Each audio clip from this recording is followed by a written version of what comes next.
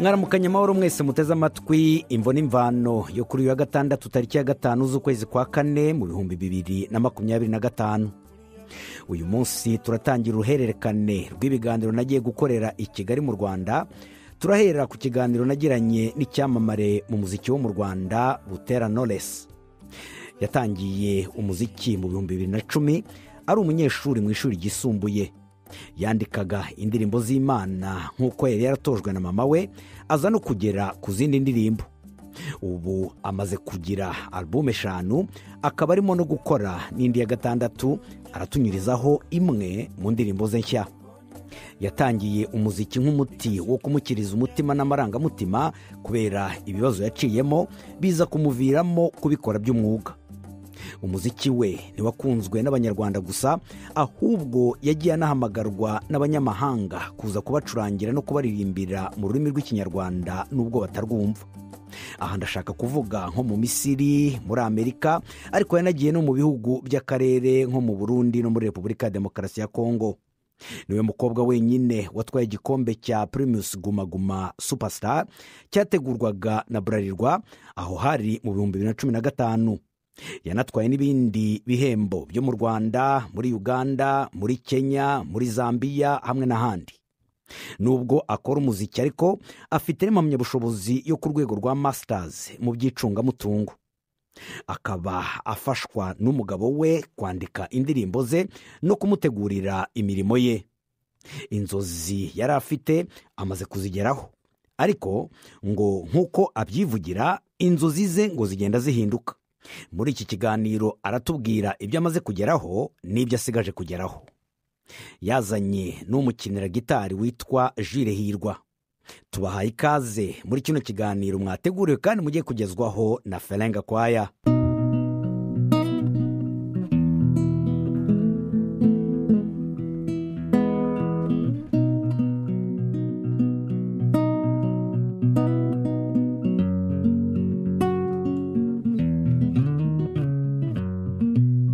Muyaguji wabo waretse nkagutuma, hey, muyaguji wabo waretse nkagutuma, ukamubwira ko mukunda, ko nashize nkabura aho mbihera. Utuzatera intambwe imwe, wenda izindi nzazitere, kuko nutabikora zarinda njya mu nda y'isi nyifite agahinda. Turakwakiriye hano mu mvo n'imvano Knowless Butera. Murakoze cyane. Wakoze cyane kuza kubana natwe. Iyi ndirimbo wayise ko nashize. Nukubera iki wayise gutyo? Ko nashize irimo ni inkuru y'urukundo yerekeza ku mukobwa ubukunda umuhungu, ariko kubera yuko mu muco wacu nta mwari nk'uko bivuga ufata iya mbere ngo atere intambwe ugende uterete umuhungu umubwire ngo ndagukunda, bisaba yuko ari umuhungu utera intambwe. Urumva rero mu buryo bwa gihanzi uba wifashisha umuyaga, k'umuyaga uhuha ukajya hirya no hino, warebye ubutumwa mfite bw'uriya muntu ugahuha ujya aho ari ukamubwira ko mukunda, kuko njye ntashobora kugenda ngo mbimubwire. Ni inkuru y'urukundo, umukobwa aba akunda umuhungu ariko adafite uburyo yabimubwiramo, kandi mu by'ukuri arashize. Iyi ndirimbo niyo yabonye abantu benshi bayireba kurusha izindi zawe zose. Wibaza ko byatewe n'iki? Icya mbere nibaza ko byatewe n'uko yaba uko icurangitse, yaba amagambo arimo cyangwa se injyana ubwayo, byaba n'amashusho, kuko n'amashusho yayo arihariye, harimo agaragaza umuco wacu cyangwa se harimo uburyo bwa Kinyafurika cyane, bituma yarakururiye abantu kwita kureba ibiyigize, amashusho yayo ndetse n'ubutumwa burimo. Hanyuma umaze imyaka igera kuri 15 utangiye ubu buhanzi bwa muziki. Watangiye ufite imyaka ingahe? Wabigiyemo gute? urumva abantu benshi n'ubundi usanga hari ukuntu bahuje inkuru cyane cyane abahanzi ko batangiriye mu nsengero. Nanjye ntabwo bihabanye, nakuriye mu rusengero n'ubundi nkura mfite umubyeyi w'umumama, ndakana gatoya ariko si ugukura, nkiri akana gatoya. Iyo mvuga akana gato ni nko mu myaka 2 nakurikiraga mama mu rusengero, yari afite ko hararirimbamo, hanyuma nkamujya imbere, baba bari kuririmba nk'abandi akantu k'akana kamuhagaze imbere. So uko nagiye nkura rero na nyuma ya mama wanjye nakuze kuririmba, noneho nsigaye mbifata nka sinzi uburyo ndibuvuge mu kinyarwanda, nka therapy cyangwa nka uburyo butuma ukira mu mutima, mu marangamutima. Hanyuma rero mbikora nk'uburyo bumfasha nko kutigunga, nko gutuma ntuza mu bijyanye n'amarangamutima. Ariko nyuma nza gusanga yuko njya no mu makohare, ariko nabwo n'ubundi ariko akunda uvuga uti reka nifatanya n'abandi nkomeze guturiza mu muziki n'ibiki. Ariko umunsi umwe nza kugira amatsiko. Urumva iyo uririmbana n'abantu benshi hari igihe uba utazi uko usounding cyangwa se ijwi ryawe risohoka. Nza kugira amatsiko, ndavuga ariko ni gute nazabona uburyo nkora indirimbo ndi njyenyine itari rusange, nkumva uko naba ndirimba ijwi ryanjye nkamenya rivuga gute. Nza kugira amahirwe rero njya ahantu muri studio nkora indirimbo, izanzuzi zibimpamo. Hanyuma ntabwo nigeze nyijyana kuri radio, ahubwo umuproducteur wayikoze cyangwa producer niwe wayifasha yijyana kuri radio. Ayijyanye kuri radio abantu barayikunda, bayikunze. Nza gusanga yuko bya bintu nakoze nk'amatsiko cyangwa se nko uburyo bwo guturisha umutima ari akazi ka buri munsi gashobora gutunga umuntu. Nuko natangiye rero, natangiye ndi muri secondaire. Nkiri umwana n'undi nari ngeze nko mu wa 5 secondaire. Hanyuma rero bimbyarira akazi gutyo. Uvuze ku kintu cyo gukiza amarangamutima, ni ukubera ibyo waciyemo cyangwa byanze bikunze? Twese urebye mu banyarwanda twese dufite inkuru zitandukanye kandi zifite aho zihurira. Rero nyuma y'amateka yaranze igihugu cyacu, usigaye nta bantu bari aho hafi yawe, nta muryango uhari, nta bavandimwe ufite, kandi hari ubuzima uburimo bw'ubwigunge bushobora kugukurira mu bitekerezo byinshi bitari byiza cyangwa bitakubaka. Rero nkanjye nibaza yuko icyamfashije mu bintu byinshi byamfashije mu buryo bw'umwihariko, nafashijwe no kuririmba n'umuziki. ukuntu wavuye aho hantu ukabonamo amahirwe yo kuvuga ngo indirimbo yawe irakunzwe, wakuyeho ubushobozi bwo gukomeza kugira ngo noneho utere izindi ntambwe zo gukora izindi ndirimbo? Yego, maze gukora iyo ndirimbo ya mbere nasubiye ku ishuri hashize nk'iminsi nk'ibyumweru nk'ukwezi. Umuntu umwe arampamagara arambwira ati turashaka kuguha ikiraka ukazaza kuririmba, ni hoteli ngira ngo bari bafite ahantu kure mu ntara, mu Mutara cyangwa Nyagatare ubu ngubu. Hanyuma kubera igihe cyari gishize no kubera ko nari nkiri mu ishuri, ntabwo nigeze numva yuko mfite indirimbo. Ngewe nza kuririmba indirimbo numva ntabwo nsobanukiwe neza ibintu ari kumbwira. Arambwira ati ya wowe nyine ntabwo ari wowe utera neza, we ni ngewe. Okay, so turashaka kuguha akazi. Okay, murama amafaranga? Turaguha amafaranga angahe se? Barambaza ushaka amafaranga angahe? Nabwo nshaka 1,100. Ambwira 1,100 uzi ko n'abantu bafite album zingahe tutayabaha hari kera mu 2010. Ndavuga abandi n'abandi, ngewe ni ngewe, ndashaka 1,100. Tuvugishije ukuri ibyo 1,100 ntarabikoraho, ntarakora no ku 1,000 ngira ngo 20 cyarimwe ngo mbifate mu ntoki pe, nari ntarabikora. Ariko ko nkuba wifitiye dream, ufite inzozi, wumva amafaranga menshi kuri wawe ari 1,100, ndamubwira 1,100. Nawe biramukanga, biramutungura. Nibaza ko wenda ari nk'Imana yamukoreyemo, ntiyampaye 1,100, yampaye 80,000. Ni nko gutombora roto. Mbonye rero amaye amafaranga, navuze kumbi nshobora kuririmba, nzi yuko ari ukwiruhura, ari ikintu nkunda, ari passion yanjye, bikanzanira amafaranga. Uwo munsi uwo muntu ama amafaranga niwo munsi nabonye yuko akazi kanjye nako ngako. hanyuma ngize n'amahirwe nubwo bitari byoroshye ngenda mpuriramo n'abamfasha, nza guhuriramo n'abo bita aba managers, baramfasha bitari mu buryo bwo kumanaginga nk'uko ubundi managers bakora, ngira ngo bacunga umutungo hari n'ibiki, ariko we uwo twabonanye yitwa Abdou Kitoko, yabaye manager aba n'umuterankunga, aramfasha, niho nakuye ubushobozi ngenda nkora indirimbo zitandukanye. Ntabwo kuba waragiye mu muziki byagukuye mu murongo wari urimo w'amashuri wigaga?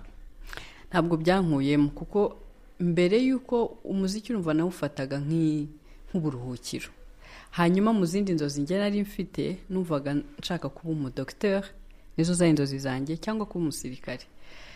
Kuba umusirikare ntibyankundiye. Hanyuma kuba umudokiteri nabwo urumva iyo ukiri umwana uvuga umudokiteri ni umuntu uba uvura abantu, ariko nza gusanga uko ngenda nkura ushobora kubona doctora mu bindi, ntabwo ari ngombwa kuba uri umuganga wajya mu bindi. Kubera cya kintu rero cyangumyemo bituma nkunda kwiga, avuga reka nkurikira amashuri nubwo mbonye umwuga, ariko n'amashuri sinyahagarike. Za nzozi zanjye n'ubundi ndacyazishaka. Nakoze secondaire irarangira, nkora na université irarangira, ndangiza na masters, rero n'ubundi za nzozi ndacyazifite zo kubona Dr. Butera. Okay. Ubwo wakoze masters mu ki? Ni muri finance. Okay. Yeah. Nubwo gatoya wahinduye ibyo washaka? Narabihinduye, ariko byanze bikunze ubwo nzaba docteur muri finance. Yego. Hanyuma rero ubwo wagiye uzamuka kugeza utangira kubona n'ibikombe, ubona udushimwe, ukora n'amalbum bugeze kuri 5, watubwira wabigezeho gute? Icyambere nabonye gishobora kugufasha mu by'umwihariko iyi secteur yacu y'ubuhanzi, muziki ntabwo yoroshye. Umuntu ubibonera hanze yabyo bagira ngo ni ukwinezeza, byo hari ukaririmba, hari n'ababyita ngo kubyina, ariko ni ikintu kinini cyane cyagutse, habamo ibicantege byinshi. Rero by'umwihariko ku bagore n'abakobwa, ntabwo mu muco wacu tumenyereye yuko abantu baba expose, by'umwihariko abakobwa, abagore kuba expose, ukajya ahantu bakakubona, ukajya imbere y'imbaga ari wowe uridinze, ntabwo abakobwa karakamenyero, ntabwo byari byoroshye. Rero ariko ikintu cya mbere cyamfashije ni umutima ushaka, ni ukuba umuziki wari passion yanjye. Iyo ikintu gikora usanzwe ugikunda cyane, wagira amahirwe no kikaba akazi kawe ka buri munsi, ntabwo urekura. Maze kubona yuko rero umuziki wantunga, nkabaho ndetse nkabeshaho n'abandi, uko ngenda naguka, navuze yuko ntazarekera. So uko kutarekura rero no guhangana, kurwana uko bishoboka byose, nibyo byatumye nyine iyo myaka 15 ishira, nibyo byatumye ngenda mbonamo ibihembo bitandukanye, ni nabyo bigitumye nkomeza, kuko hari aho nifuza kugera n'ubundi ntaragera. Nk'ibihembo wabonye ni nk'ibihe kugira ngo hano mu gihugu cyacu hari igihembo kinini nubwo ubu ngubu kitakibaho, cyategurwaga n'uruganda rwa Bralirwa cyitwa Primus Guma Guma Superstar, cyabaye nk'inshuro 9 zikurikiranye niba ntibeshye. So ninjye mukobwa wagitwaye wenyine mu 2015. Hanyuma n'ibindi bihembo byose bikorerwa hano, bitangirwa hano narabitwaye. Hari bitangirwa mu Bugande byitwa High People Music Awards, hari byitwa Diva Awards byo muri Kenya, nayo narayitwaye. Hari n'ibindi byo muri Zambia. Nibaza ko ari byinshi bitandukanye pe. Mbere yuko tubigarukaho, reka mbanze nkubaze uturirimbire indirimbo ya mbere waririmbye bwa mbere ugitangira kuririmba umuziki. Komeza unyizere sinzigera nkubabaza, kuko urwo wanyeretse rwo ntirukorwaho. Ibyiza byawe n'ibibi byawe byose ndabyemera, urinda korwaho. Yatangiye ari bisanzwe tuziranye nk'abandi, njye ntago nari nzi ko byabaho. Yavugaga byinshi byiza ariko njye nkabihinyura, ndetse nkamufata nk'umusazi. Yambwiraga byinshi by'urukundo nkabyima amatwi, kuko njye nagiseraga. Uko iminsi ishira niko nagendaga ndushaho kumva ukuri kwe. Ibibi byawe n'ibyiza byawe urinda korwaho. Bibi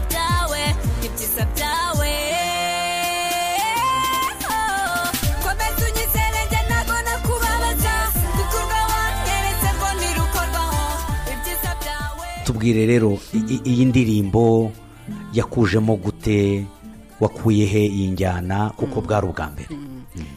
mu by'ukuri nanjye ntabwo mbizi pe, nisanze nanditse indirimbo y'urukundo kandi ubundi nsanzwe ndirimba indirimbo z'Imana, ariko nabaga ndi ku ishuri nandika ibintu byinshi bitandukanye, nkandika indirimbo nyinshi z'Imana, nkandika indirimbo nyinshi z'akababaro, nkandika indirimbo nyinshi z'urukundo. Hanyuma muri izo nyinshi nari mfite ikayi yanditsemo indirimbo nyinshi cyane.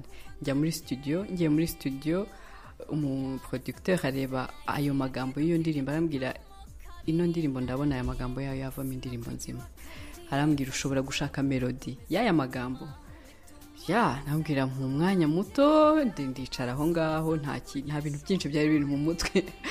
Ndicara aho ngaho mpava nabonye melody, duhita tuyikora, irarangira. Mu by'ukuri ntabwo ari ukuvuga ngo ni indirimbo nari naratekereje kurusha izindi, ahubwo ni producer wavuze ngo aya magambo ndabona ashobora kuvamo indirimbo nzima mu magambo yose nari mfite, dukora iyo ngiyo. Hama mu kanya tubwiye yuko wabonye ibihembo mu bihugu bitandukanye, za Zambia, muri Kenya, muri Uganda, aho hose ni uruhando mpuzamahanga. Mu ndirimbo zawe nagiye mbona ko harimo n'indirimbo wagiye ukorera no mu mahanga, ngira ngo ni iyi ngiyi nabonye yitwa ngo uwo uzakunda. Iyi wayikoreye he? Uwo uzakunda nayikoreye Dubai, mu mujyi wa Dubai. Ubwo ni ukubera icyo wahisemo Dubai? Rimwe na rimwe uba ushaka guhindura, kuko kugira ngo mu kinyarwanda baravuga ngo akanyoni katagurutse ntikamenya iyo bweze. Rero nanjye nifuje kuguruka kugira ngo muri byinshi ibyo nkura hano mu gihugu cyacu, aho njya no muri East Africa, mu bihugu duturanye, kubera iki ntagera naho handi muri Aziya nkahakura ibyiza byaho. Naho numvise ngize umuhamagaro wo kujyayo kugira ngo ukabaho. Ngira ngo niba munabizi na guverinoma yabishyizemo imbaraga, hari ishuri ry'umuziki, ishuri rya Nyundo. Bivuze ngo rero niba na leta ibishyiramo, igiramo uruhare, ikazana ishuri risohokamo abanyeshuri, ni ukuvuga ngo aho hantu hafite potential. None se mukuraho amafaranga, kuko kera abantu bagurishaga amasede bagakuramo amafaranga, ubu mubigenza mute? Ubu ngubu isi yarahindutse, ibintu byose biri kubera kuri internet. Hari uburyo indirimbo zicuruzwamo kuri internet, ari za YouTube, ari za Spotify, ari ahantu hose hatandukanye, bigatuma iyo muziki ibasha kugenerating amafaranga. Nuko nguko hakaza n'ibyo navugaga, amasezerano ugenda ugirana n'abantu mu kwamamaza, ibitaramo ugenda ukora, n'iyindi mishinga itandukanye iba yavuye ku muziki. Aho niho hagenda hava amafaranga. Hanyuma se urugendo umaze kugeraho kugeza ubu ngubu, icyo ubona cyakubereye nk'ikintu gikomeye kugeraho kikakurushya cyane muri izi ndirimbo, kuko umaze kugera kuri album 5, icyagukomereye cyane umuntu yavuga ni nk'iki? Nibaza yuko ikintu cyari gikomeye cyane ni mwitangira, kuko mu gutangira nari umwana, nari umunyeshuri nkiri muri secondaire, nta bufasha nari mfite bw'abantu. Rero icyakomeye ni ukubona ubushobozi bwo gutangira urwo rugendo, ariko aho byashobokeye hari icyo byorohejemo. Biguca intege, inkuru zivuga nabi biki, ibyo nta bubasha bunini biba bifite. Ikiba cyaguca intege ni ukubura amafaranga yo kuinvestisa muri iyo business. So navuga yuko rero icyambereye imbogamizi cyane ari amafaranga yo kugira ngo mbashe kuinvestisa business nyine ishinga imizi nk'uko ubu ngubu bimeze. Nibaza ko ari icyo ngicyo. Niyo mpamvu ubwo wagiye uririmba nka zirya ndirimbo ikofi.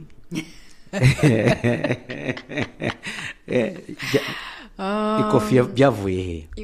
Ikofi yo ni ejo bundi ibintu byarakemutse. Okay. Ariko mu by'ukuri isi yacu ahantu ishingiye ugiye kubireba ni ku ikofi n'ubundi. Umuntu icyo dukora cyose, ibyo turimo byose biragenda bikazenguruka ku mafaranga. Rero tudafite amafaranga sinzi uko umuntu yaba abayeho. Isi yarahindutse kameme. Hanyuma wabishoboye gute kugira ngo ushobore kuzamuka? Urabona watangiye uri umukobwa wiga muri primaire, ariko ubu umaze gushaka, ufite n'abana 3.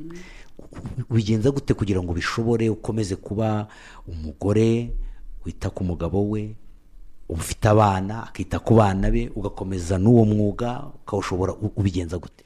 icya mbere ni time management, kumenya kugenga neza igihe cyawe, kugenga igihe cyawe. Ibyo bintu birafasha cyane, kutavangavanga ibintu. Niba ari igihe cy'umuryango reka bibe igihe cy'umuryango, niba ari igihe cy'akazi reka bibe igihe cy'akazi. Iyo umenye uko utwara umwanya wawe biragufasha kugira ngo utere imbere no mu buzima bwawe buri munsi, si mu muziki gusa. Ikindi cya kabiri ni ukugira priorities, ukamenya ibitangira n'ibikurikira. Ni ukubaho ubuzima bufite intego, niba ariko navuga. Hanyuma ikindi ni umutima ushaka. Niba umutima wanjye ushaka, mfite intego y'ubuzima, nzi icyo umuziki umariye, nzi n'icyo umuryango umariye. Bivuze ngo rero ibyo bintu byose biri muri priorities zanjye z'imbere. Ntihagire ikibangamira ikindi, ariko kandi byose bikore kandi bibe successful. Niba ari kuba umubyeyi mba umubyeyi muzima, niba ari kuba umuhanzikazi kuririmba, ubwo ni akazi. Nintajya gukora se abo bantu baje Imana yampaye barabaho gute? Bivuze ngo rero ni ibyo bimpa imbaraga kurusha ibindi byose byansha intege, kuko nzi ko ibyo bintu bibiri bikonta cyane kuri njyewe, mbikorana umutima wanjye wose. Ubishobora ute kumvisha abana bawe uri umunyarwandakazi, uba mu muco nyarwanda, ariko bakubona mu ndirimbo, hari indirimbo nagiye mbonamo Oya Shane nka kuriya, cyangwa se ukumvisha umugabo wawe mu muco nyarwanda akakubona uri mu ndirimbo urimo uraririmbana n'abandi bagabo, ubigenza gute? Ntafuha abana ntibakubaza bigenda gute? Niyo mpamvu byitwa ubuhanzi no guhanga. Niba ndi kuririmba mvuga nti ndagukunda cyangwa se amagambo y'urukundo, bivuze ngo niba niteguye gukora amashusho yayo, ibiri muri bwa butumwa, muri ya magambo, nkeneye kubyerekana noneho mu buryo bw'amashusho. Aho niho hazira icyo kwakitinga, gukina. Nkeneye gukina umukino uganisha ku byo naririmbye. Ikindi cya kabiri, hari uwo ndiwe iyo ndi mu kazi, hari n'uwo ndiwe nyuma y'akazi. Niho nahereye mvuga nyine kutitiranya ibintu. Iyo ndi mu kazi ni akazi, ngomba kugakora. Niba binsaba kwakitinga nkundana n'umuhungu, kugira ngo we nuzayireba ko kuzavuga uti bano bantu barakunda. Niyo mpamvu tubona amafilime, ugashiduka filime warize wagize gute, nuko baba bari mu kazi kandi bagakoze neza. Nanjye nkeneye kubikora rero. Uwo twashakanye Clement, urabimwumvisha akabyumva? Turi mu kazi kamwe. Niyo mahirwe kurushaho cyane. Hari icyo byongera kurusha ngira ngo umuntu udafite ubumenyi buhagije kuri iyi industry. So abimfashamo rero ibyinshi aba nahari, ni gake cyane ataba ari aho ngaho. Ananyankuraje avuga ati njye ntabwo ndi convinced, ntabwo ndebye ino ndirimbo nabona yuko ibyo uririmba bihwanye n'ibiri mu mashusho. So niba wiyemeje gukora akazi, gakorane umutima wose. So ntacyo byangiza kubana nabo, barabizi yuko ari wo mwuga wanjye, barananshyigikira cyane. Iyo babona video barabizi ko uriya ni Butera Knowless. Hanyuma iyo turi kumwe mu rugo, iryo zina ntiribaho, ni mama. Barabyumva cyane, nta kibazo kirimo. Reka ngusabe gato uturirimbire indirimbo Oya Shane. Kwihangana biranze, your body is too tempting for me. Nibashaka babishyire hanze, kugukunda oya ntibintera isoni. Babarira wenda ni nkabyo kwihangana birangora. Your arms are my home, sans toi je ne suis rien. The way you hold me blows my mind away. Uri intege nke zanjye z'umutima, erega mama nawe byakubaho. Baila, baila, baila, baila conmigo. Nuba nashaka kunjya kure, kuma fundi ndifuhe. Baila, baila, baila, baila conmigo. Irungu rinjye kure, umubiri wawe nkumve. Hoya ntuvuge Oya Shane.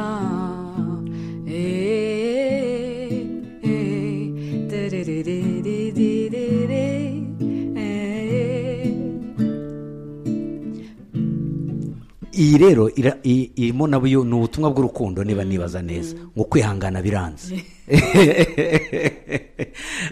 Ngaho tubwire gato iyi ngiyi wayihimbye bitewe n'iki? Iyi ngiyi nibaza ko 70% ari igihimbano cya Clement.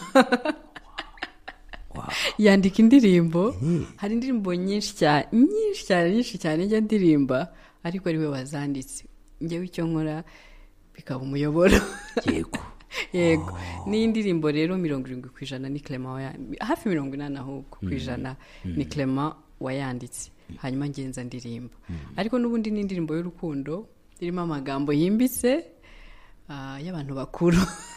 Yego. Yeah. Uretse ariko indirimbo z'urukundo nabonye hari n'indirimbo zifite ubundi butumwa busa nkaho bukomeye, nk'iriya wise ngo nyigisha. Yego. Nasanze harimo amagambo yimbitse. Yo ni yawe cyangwa ni Clement wayigufashije? Ni yanjye n'ubundi kuko tuba turi kumwe turafashanya. N'ubundi nawe ni Clement wayanditse ariko dufatanyije. Ni indirimbo irimo ubutumwa bukomeye cyane bwimbitse. Nifuza yuko ari we muntu nifuza kuba we, ari we muntu nifuza ko abana banjye baba bo, ari nawe muntu nifuriza umuntu wese waba udukurikiye.com. BBC gahuza miryango i Bukavu ni kuri FM 102.2. Kuko indirimbo nyinshi wagiye uririmba nabonye ari iz'urukundo, ariko iyi ngiyi yari ifite ubuhamya bwihariye. Yego. Wavuze hari ubuhanzi nyine bitewe n'amarangamutima, ariko ahangaha ho wayanditse bigaragara yuko wari umaze gukura cyane mu bintu by'ubuzima. Nk'inama uri mugiramo abantu ni nk'iyihe? Twari turi muri studio turi mu biganiro, turi kureba uburyo ki isi yarahindutse, abantu twarahindutse, abantu twihugiyeho, guhemuka kwabaye kwinshi, usigaye wumva abantu benshi bavuga ngo nta nshuti zikibaho, kandi mu by'ukuri wareba ugasanga nuko abantu bagiye bahemukirana, uwo witaga inshuti akaba ari we guhemukira. Ureba ibyo bintu byose ugasanga dukeneye kongera kwiga kuba umuntu no kugira ubumuntu bundi bushya, kuko ntaho bwagiye ahubwo nitwe twabusize. Muri ibyo bitekerezo, muri ibyo biganiro bitandukanye niho havuyemo iyi ndirimbo yanyigisha. Uko twari turi kuganira urumva buri muntu wese abafite story ye, uri kuvuga hari n'uwo muri kuvuga muti muzi ibintu yankoreye biteye ubwoba mukabivuga, kuko n'umuryango muri inshuti muri kuvugana ku bintu. Uko twari turi kuvuga rero Clement we yari yatangiye kwandika, hanyuma aza kuvuga ariko ushaka kuririmba aka kantu nkumva, ndatangira ndakaririmba, mpita numva neza, twese duhita twumva ni bya bindi twari turi kuganira. Buri umwe atangira kuzana igitekerezo cye. Abenshi ku isi bemera Imana, twemera yuko Imana ifite ubushobozi. Rero uburyo bwa buri munsi bwo kubaho, imyumvire yanjye n'imyemerere yanjye inyemerera yuko nakwisunga Nyagasani kugira ngo anyigishe kubaho, kuba umuntu ufite umuntu, kuba umuntu ugaya ntakomeretsa, kuba umuntu washimwa ntiyishyire hejuru, cyangwa se wakora ategereje gushimwa. Donc uwo muntu ni umuntu umeze uti, naho ngaho igitekerezo cyose cyari kiri.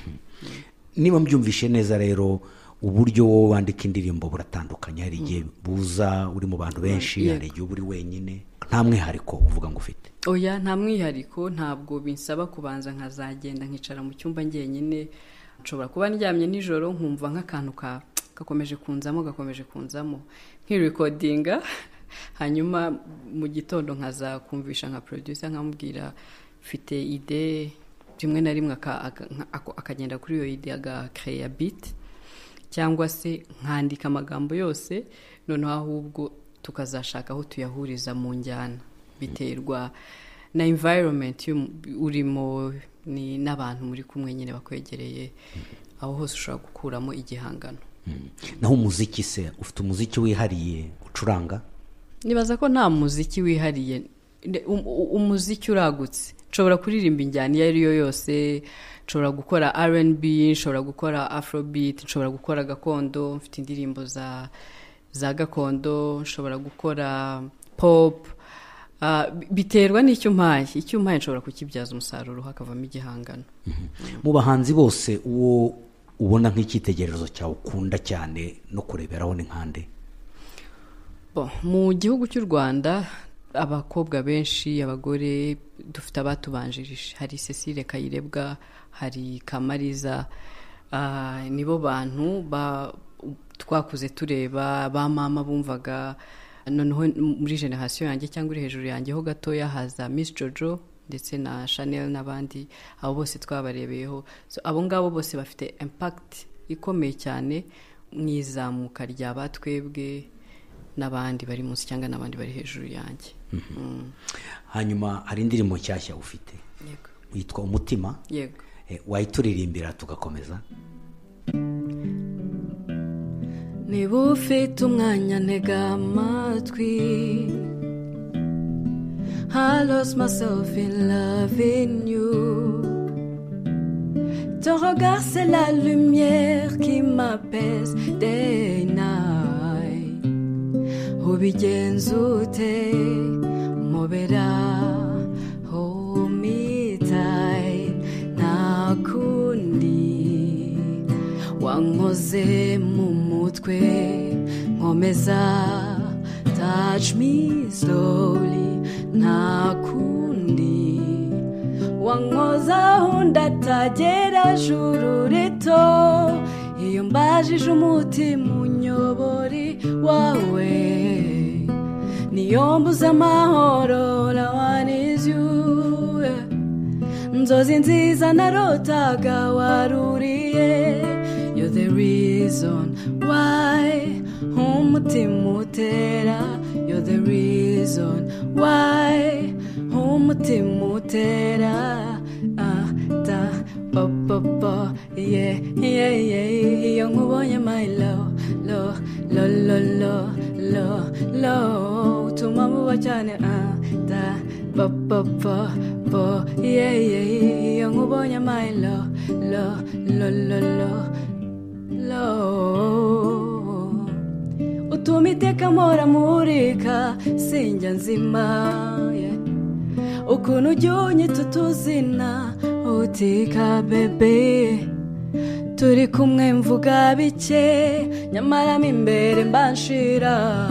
Home on baby se ntuzansiga, nyobora hold me tight, nta kundi wankoze mu mutwe nkomeza, touch me slowly, nta kundi wangeza undatagera juru rito, iyo mbajije umutima nyobori wawe niyo mbuze amahoro, na one is you. Nzozi nziza narotaga warurihe, you're the reason why umutima utera, you're the reason why umutima utera.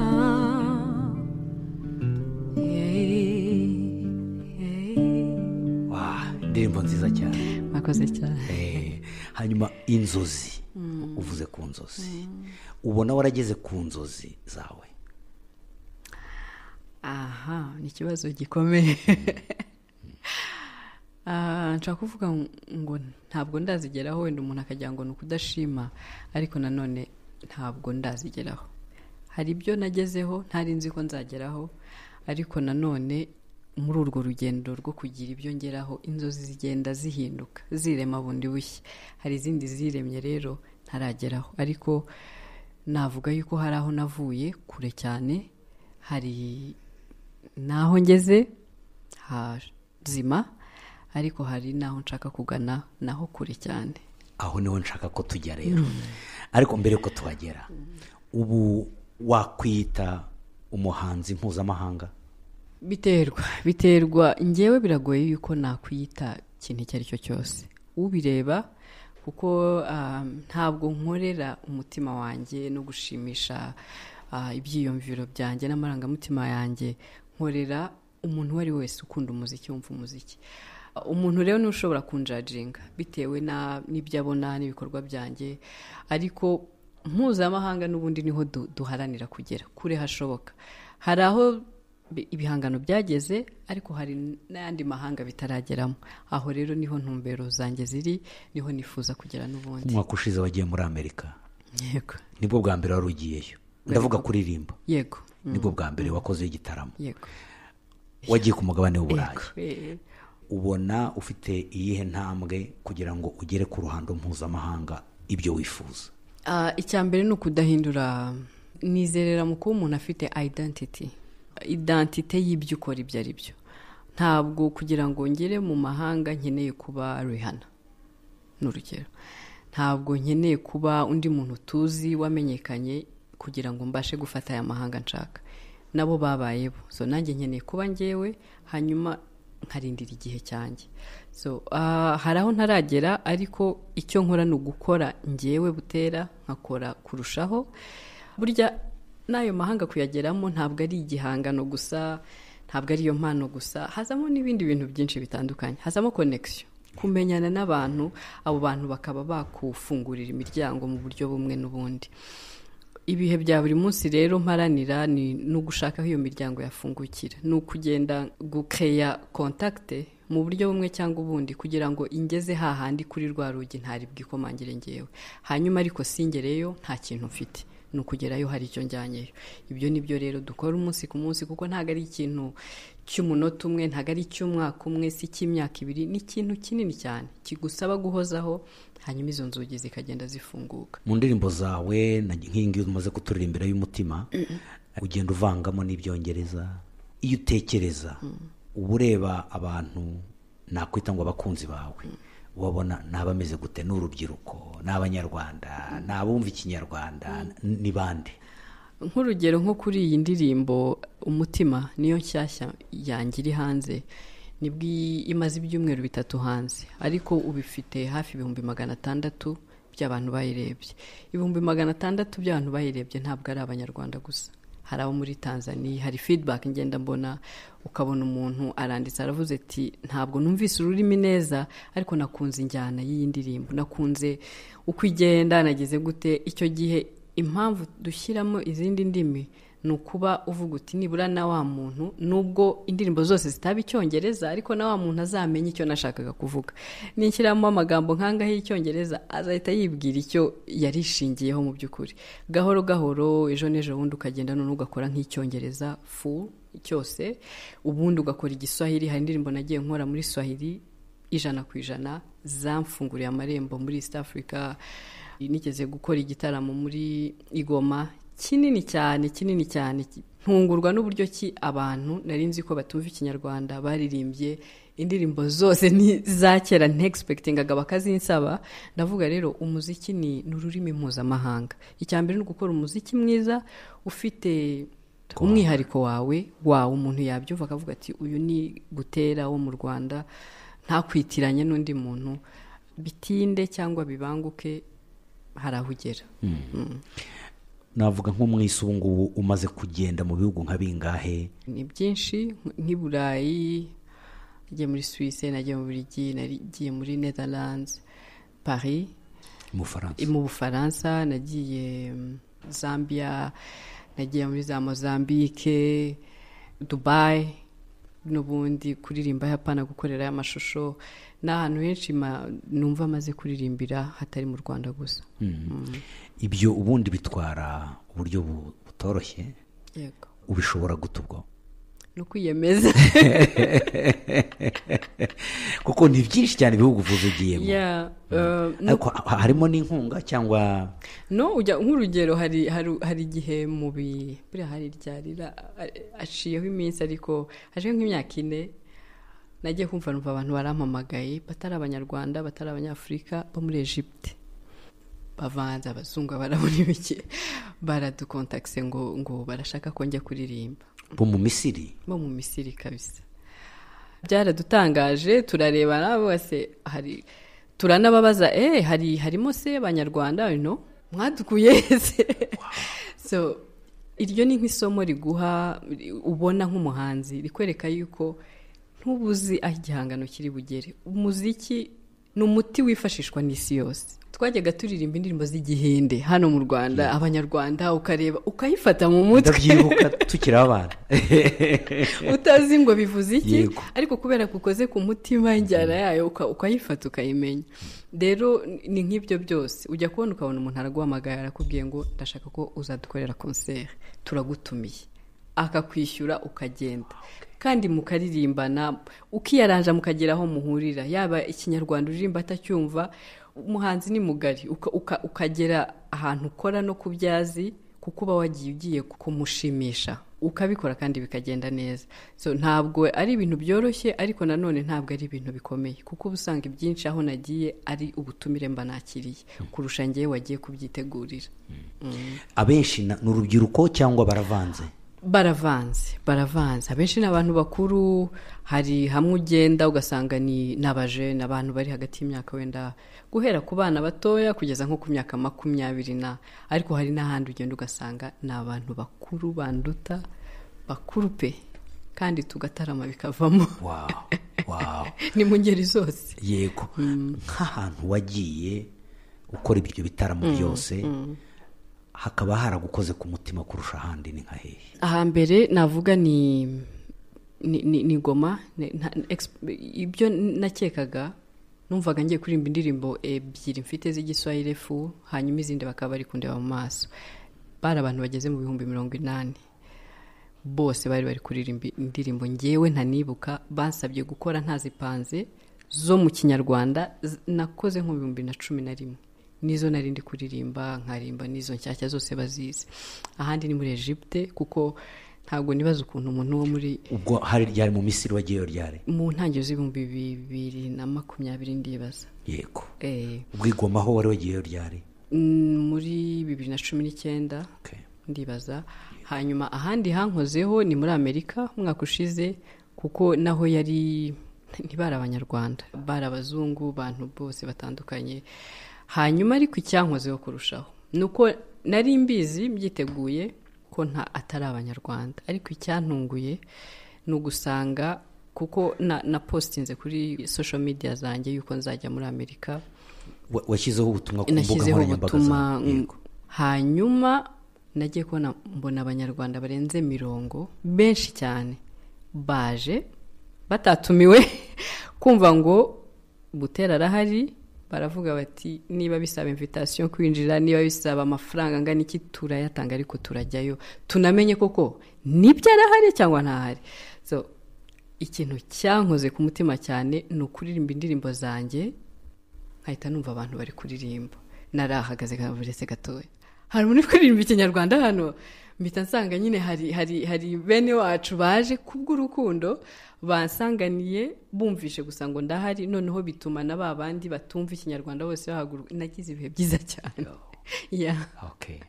Mu ibi bitaramo mvuze byankoze ku mutima cyane, byitabiriwe cyane.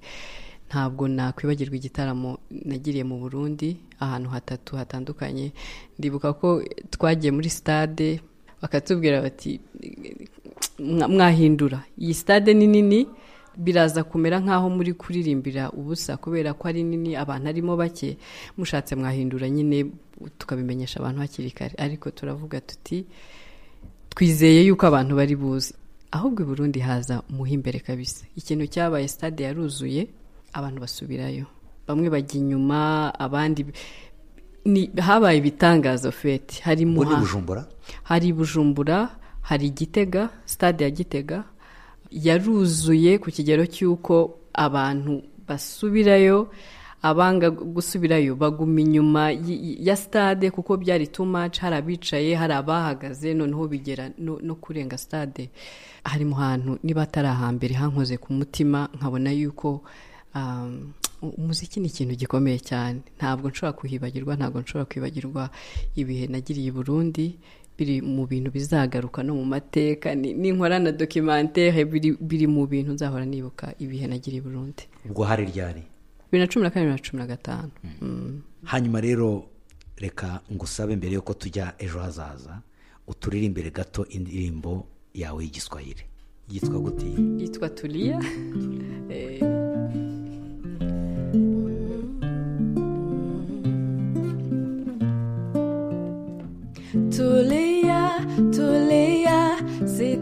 sitakusumbua tena. I've been trying for so long. Now it's time to let you go. Time to let you go. I won't cry anymore. Time to let you go. My pain is gone. Kawaida mapenzi ni ya watu wawili, hila ya kwetu yalikuwa ni mimi pekee. Nilifanya iwezekanavyo kuyawezesha, nadhani kile ni kukupenda sana, chenye mwanzo kina mwisho, ngoja nikuachuende. Tulia, sitakusumbua tena. I've been trying for so long. Now it's time to let you go. Time to let you go. I won't cry anymore. Time to let you go. My pain is gone. Alaoni wagize ngo na mahitamo mfite, umutima ugukunda wanakunda undi. Nimefanya kulia na